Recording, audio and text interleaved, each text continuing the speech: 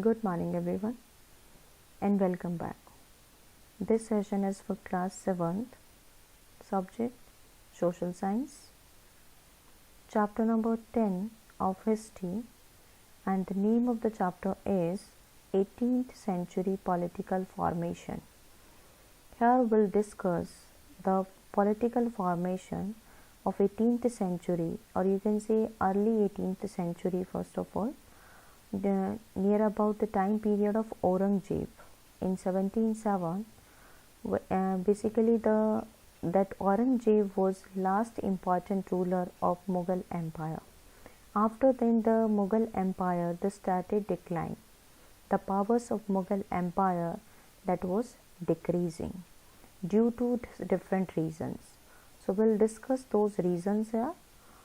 How the different political you can say states they came in exist, they became powerful. It's going to be our lecture number 1. Now let's see the topics that we are going to cover. They are topics to be discussed: introduction of that time period of the chapter will take here, then the crisis of the empires and the later Mughals. Here we'll discuss the different reasons of decline of the Mughal, and the main reason, if we talk about, was the later Mughals.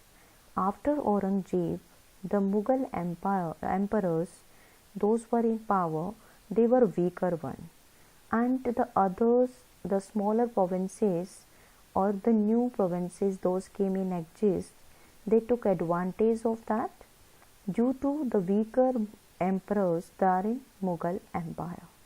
So all the reasons of decline Mughals power there we'll discuss in this part, and then we'll take emergence of new states, how the new states they became powerful, they came in exist after the decline of Mughals. Then number 4, the old Mughal provinces. The provinces means states. So the old Mughal states, those were the part of Mughals itself, but now they started having their own power. They were not following the rules of Mughal emperors. They started declaring themselves independent one. So these are the topics we'll discuss, and at last there will be the homework. So listen all these topics very carefully. So first one, it is introduction of the chapter. So as I told you, we are going to discuss the early 18th century here. In 18th century, the boundaries of the Mughal Empire were reshaped by the emergence of a number of independent kingdoms.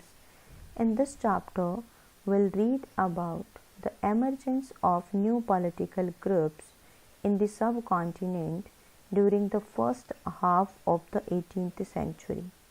It was from 1707, when Aurangzeb died, till the third battle of Panipat in 1761.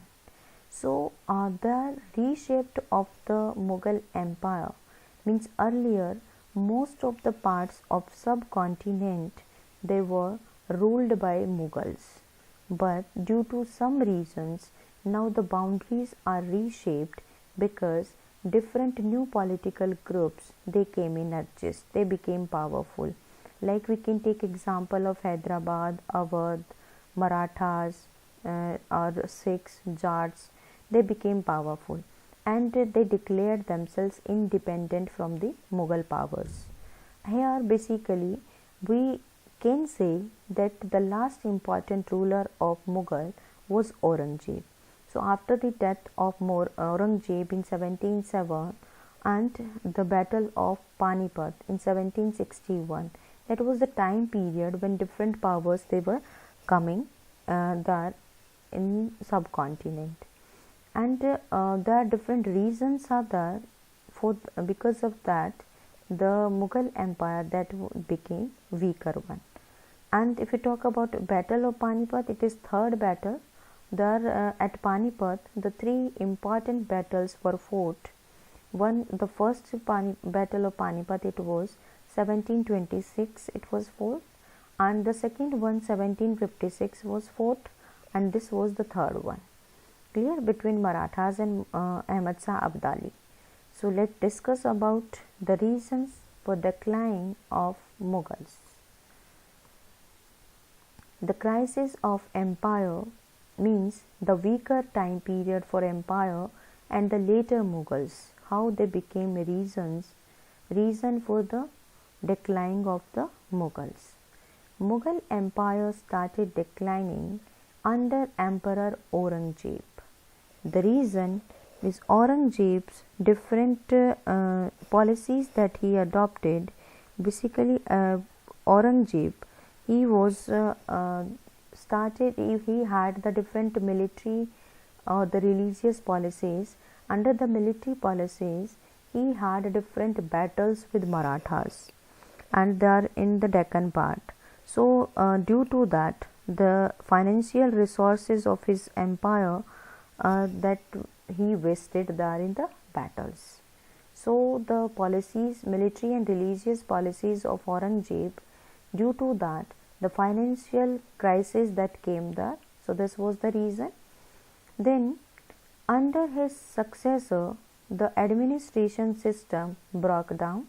It became difficult to check governors and mansabdars. So under his successor, the rulers after Aurangzeb, they were not able to maintain the you can say discipline there, and the different administrative nobles like governors or mansabdars, they were unable to have control over them. So the complete administration system that broke down. These nobilities or the mansabdars, they became powerful. They declared themselves independent because the control of the ruler was less there. The next one, peasants and zamindari rebellion in many parts of northern and western India also increased their problem. This was also one of the problem for the rulers, that different peasants and zamindars, they also started rebel. So what was the reason? Because they were paying the taxes, and the taxes they were increased by different mansabdars or the governors. So they were really in very poor condition, that again they were also against the rulers due to that. And the other reason, in the midst of this crisis, Nadir Shah's invasion in 1739 and invasions of Afghan ruler Ahmad Shah Abdali. If we talk about the foreigners, or you can say the different foreign invasions by Nadir Shah and Ahmad Shah Abdali, they especially Nadir Shah attacked on Delhi many times. He looted that. He had taken very you can say the high amount of wealth of India with him.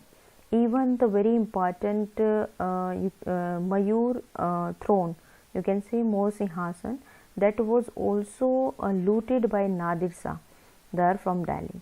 So this is also one of the reason. Already they were facing the crisis there in the kingdom, and then over the different rulers like Nadir Shah and Ahmad Shah Abdali, they also attacked on Mughals. This weakened the Mughal empire, so they also make them weaker one. Then it was further weakened by the competition amongst different groups of nobles. Nobility was divided into two major groups, Iranis and Uranis. Turanis were basically Turkish. The Turkish and Iranis, the mansabdars, those were having different jagirs with them. There was the competition among these different nobles. So that was also one of the reason for making them weaker.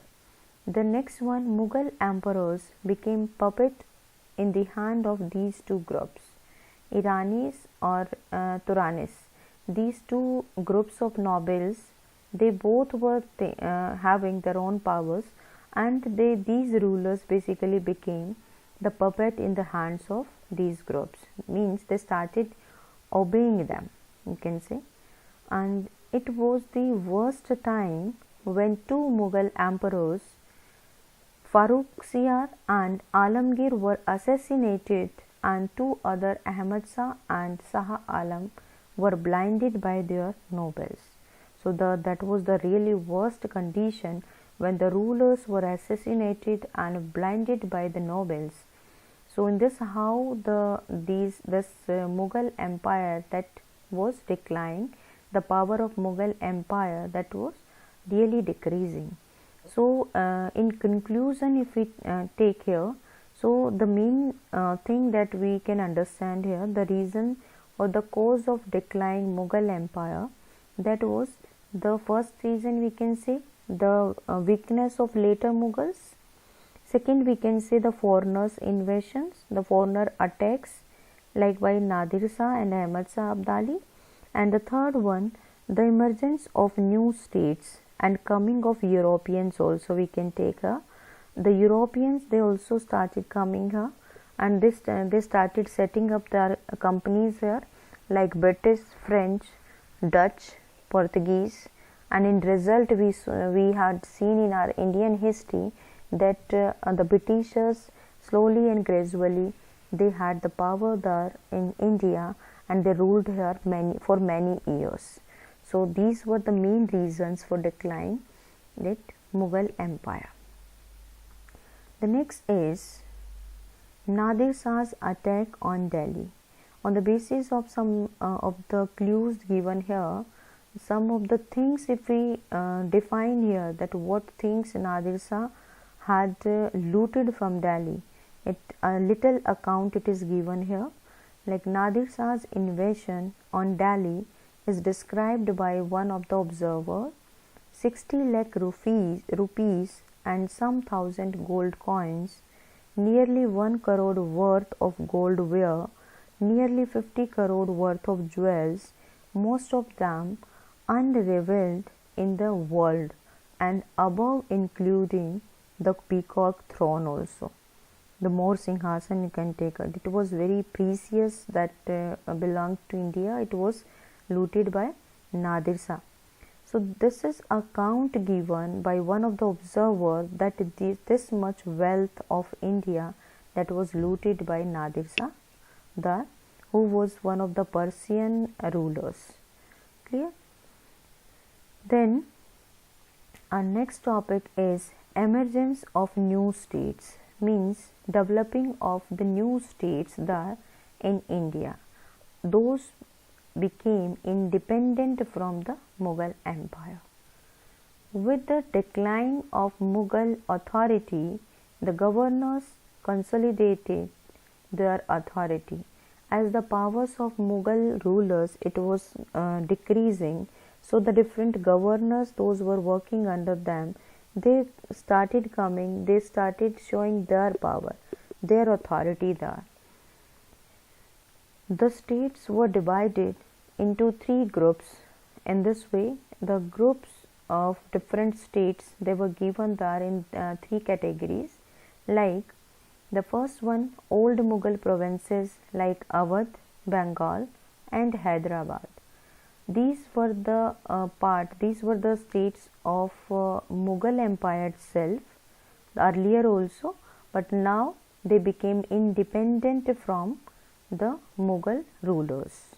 So we'll discuss here about Awadh, Bengal and Hyderabad, how different rulers, how different governors or subedars, those were they became powerful.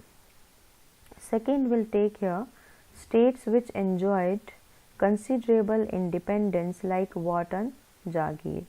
Wat and Jagirs, basically these were the different Jagirs given to the Mansabdars, and they were collecting the taxes from these particular areas and paying to the rulers.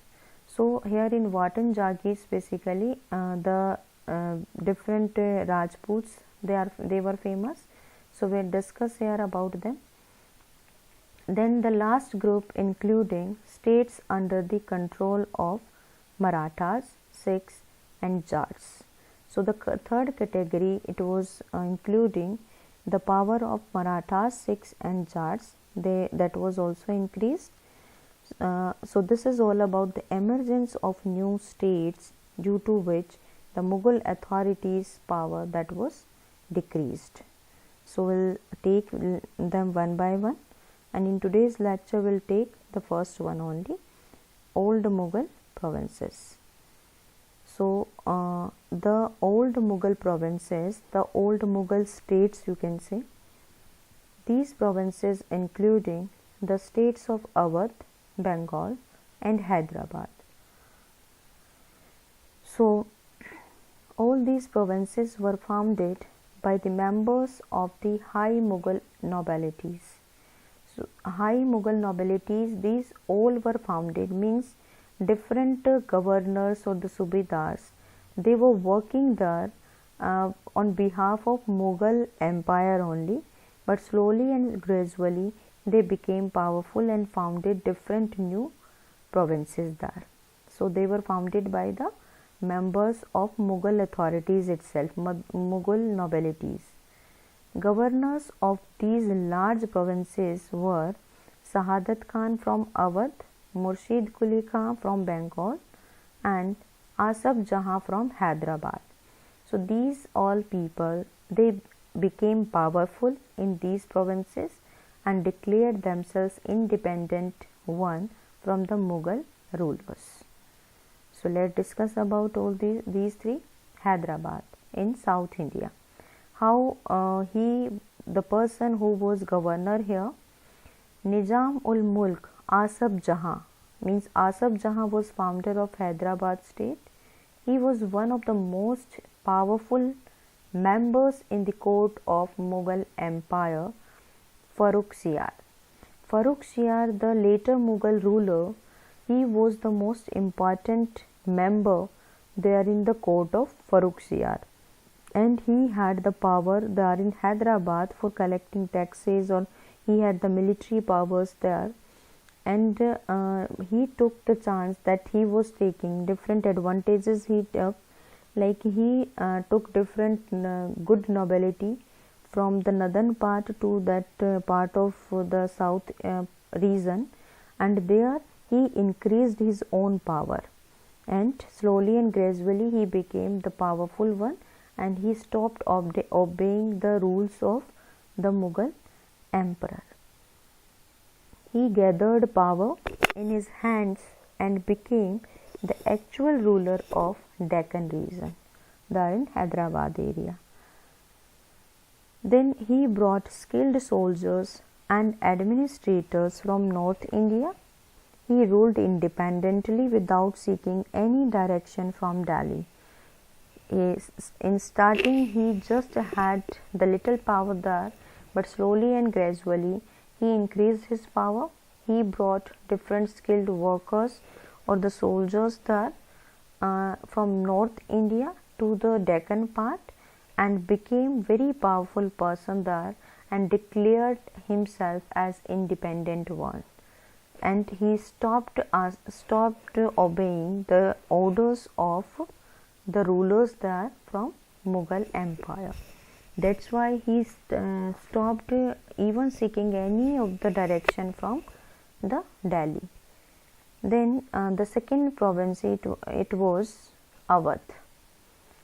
Burhan ul Mulk Sahadat Khan was appointed Subedar of Awadh in 1722. He was Subedar. You can say the military powers was there with him, and slowly and gradually how he became the founder of Awadh, and all powers that came in his hand, the reason the weaker power of the Mughals there during that particular time. Awadh was one of the prosperous region controlling the rich alluvial Ganga plain. We know that in that area, the very important river of India, Ganga, it flows. So it is very fertile area with the alluvial, very good quality of soil, and due to that it was prosperous region, the fertile region it was. So he was responsible for managing the political, financial and military affairs of the province of Awadh. So all these powers were in hand of Sahadat Khan. Military as well, political or the financial related to the revenue or the tax collection, it was there. Military, the different power of the soldiers, that was also in his hand. He was responsible for all these things. So he took advantage of that and he became powerful among all these things and declared himself the independent one from the Mughal rulers. He decreased Mughal influence in the Awadh region. As the Mughal influence or Mughal power that was decreased there in Awadh region, the power of Sahadat Khan, it was increased, and he became the ruler, independent ruler of that Awadh part. He seized a number of Rajput jamidaris and the agriculturally fertile land of Afghan of Rohilkhand also. Here it was already he was already having the fertile area, and also seized or had taken or conquired Rajput jamidaris also and their agricultural land of the Afghan Rohilkhand also. So in this how he became powerful and he stopped obeying the different decisions or the rules of Mughal emperor. Next is Bengal, one of the old Mughal province, that was Bengal. Here also one of the person that we talked about here gradually became powerful. Like Bengal gradually broke from the Mughal control under Murshid Quli Khan, who was appointed as the Nayab or deputy of governor of the provinces. So he was a Nayab, who was basically the controller on the military. So he had the different control, and even one more thing what he did, he had the power to collect the taxes also. And in that, obviously what happens, he was very strict in collecting the taxes, and due to that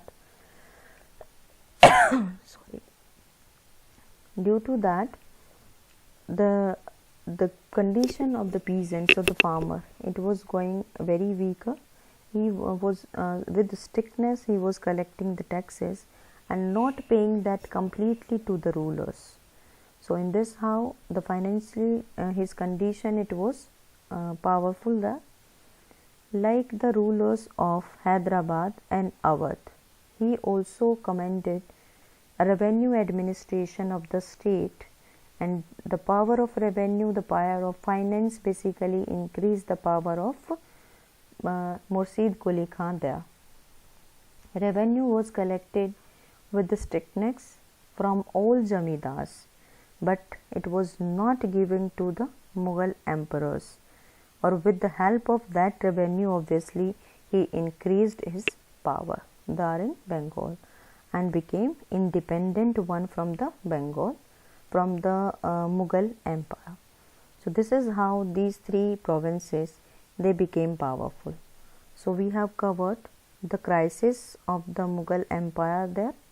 We have done the how the old provinces of Mughals, they became powerful or they became independent one from the Mughal empire, and we'll discuss about two more in next lecture about the Wotan Jagir as well as the new provinces or the new states those came in exist, like 6 Marathas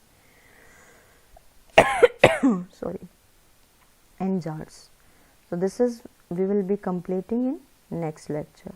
Today we have covered how the different reason they became cause for the Mughal decline, and which were the different powers those came in exist.